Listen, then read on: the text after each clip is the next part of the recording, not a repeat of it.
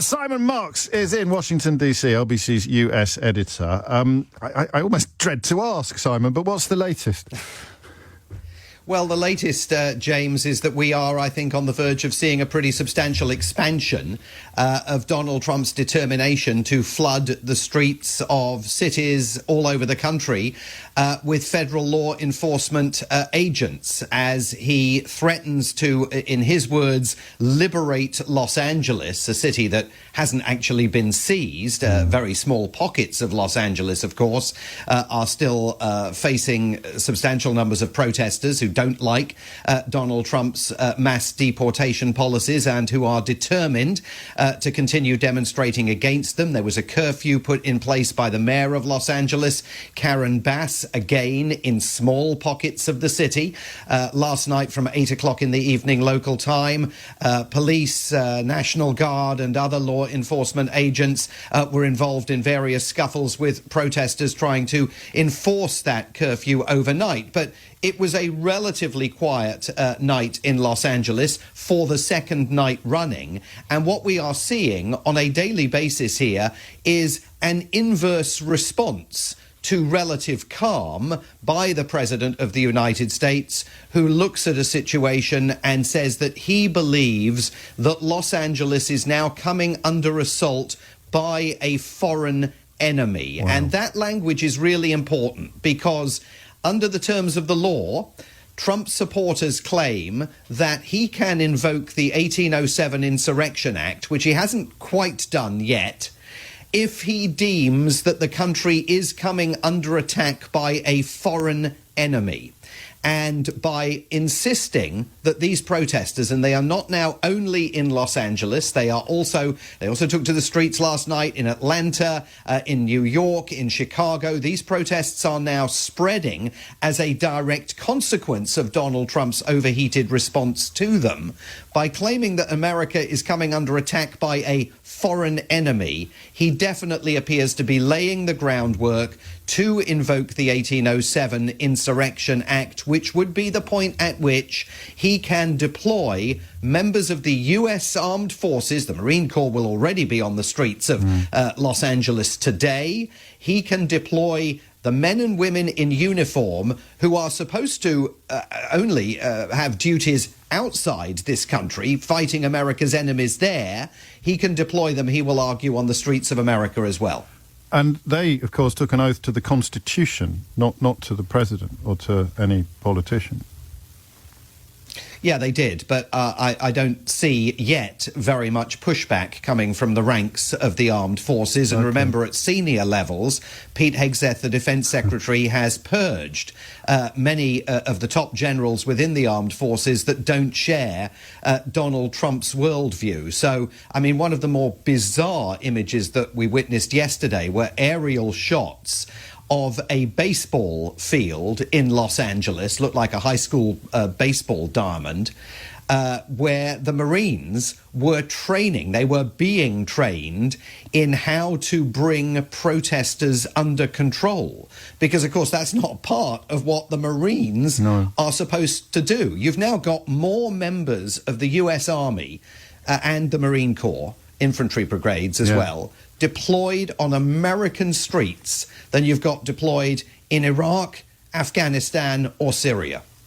I think Hegseth had misled people on that one, hadn't he, by claiming that they were trained and ready previously. But that, I mean... Yes, absolutely, yes. I mean, crikey... And also obfuscated about what all of this was costing in a very contentious hearing with the Budget Committee in the House of Representatives yesterday. They've now finally conceded that so far just sending the Marines to Los Angeles is costing them $143 million. Bear in mind also that the martial images that we've seen include pictures of train loads of tanks and howitzers and armoured personnel carriers coming here to Washington for Donald Trump's big birthday parade on Saturday. It's officially to mark the 250th anniversary of the creation of the formation of the U.S. Army. Happens to be on Donald Trump's birthday. But those images were accompanied yesterday by a threat from the President of the United States that any demonstrators, any protesters who take to the streets of Washington to register any objection to that $45 million event will also be immediately rounded up and arrested. I mean, that's First Amendment territory, because that would include, I saw those comments, and they were, characteristically incoherent, but what was coherent was the threat to peaceful protesters being punished, being sanctioned. Yeah. Absolutely, but he characterises all protesters now, certainly in Los Angeles, as criminal aliens and migrants. But people and can see that they're not, protesters. I mean, I don't want to trivialise it, but I'm reminded of when he claimed they were eating the cats and eating the dogs, and they couldn't find anybody to confirm that. People can see that these are not aliens or foreigners conducting and yet he persists with the lie. Well, he persists with the lie, aided by a pliant media. Some of the protesters in Los Angeles are waving Mexican flags, large Mexican banners.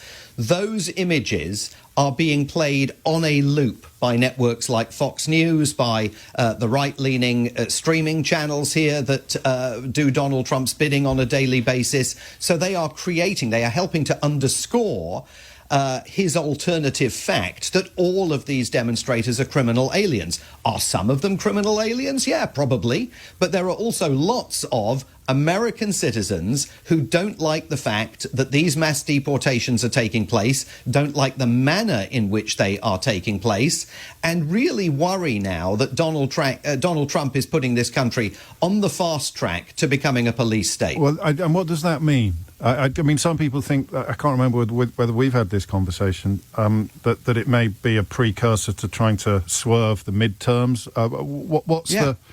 What's the goal, do you think? And we now are in the realms of opinion rather than reportage. Well, I think that there is no question that should he invoke the 1807 Insurrection Act, and should he succeed in deploying all of these troops across the country, and NBC News was reporting last night they now have plans to send troops to tactical units of ICE, the Immigration, Customs and Enforcement Division, to 5 more cities across the country. This is, one can argue that this is designed to create so much tumult in American society, foment violence in towns and cities all over the country, create circumstances that would potentially allow Donald Trump at some point to say, I have to declare a state of emergency now, and I'm really sorry. We may even have to suspend various parts of the Constitution, and those midterm elections in November of 2026, I just don't know if we're going to be able to do them under these circumstances in which the country is coming under an assault by alien criminals, a foreign enemy. I mean, there is definitely that possibility coming. He may not do that now.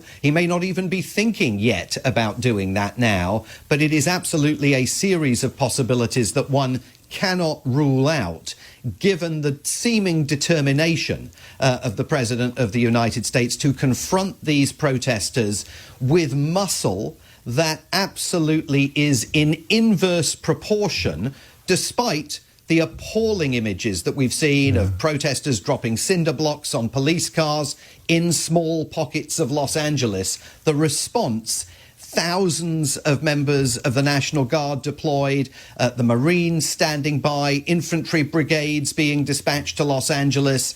The response is in inverse proportion to what has actually been taking place. And probably, I mean, I always wonder whether we need reminding, but it doesn't do any harm to remember his response to the January the 6th riots, when, of course, a murderous mob of his supporters were baying for the blood of his own vice president. They've subsequently been pardoned and praised by Donald Trump for undertaking behaviours at least as bad and at least as violent as the small pockets of rioting that you described. No one's died yet, have they, Simon, in this? No one has died. Well, there's another yet, difference with between... the emphasis. Yes, with the of course, emphasis but on the another word difference yet, between that and January the 6th. Final question, and be brief if you would, because PMQs is about to start. Where's the pushback coming from? Well, the pushback's coming from Governor Gavin Newsom, the Democratic governor of California, who made an address to the state last night in prime time.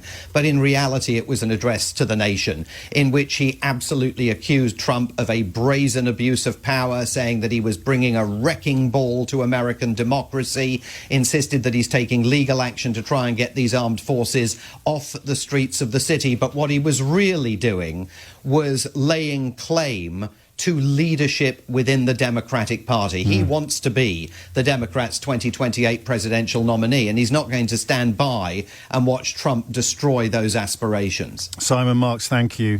There was a Nazi philosopher, or at least a German jurist who joined the Nazi Party. Of course, you had to at that time, in history, called Carl Schmitt, who coined the phrase state of exception, which is when a sovereign transcends the rule of law by, often by inventing a crisis. And I think we're very, very squarely in that kind of territory here, as Simon has just brilliantly explained. But don't forget, it's Zelensky, it's Volodymyr Zelensky, Alex reminds us, who is the real dictator here, even as Trump tries to potentially do exactly what he accused Zelensky of doing when Zelensky hadn't.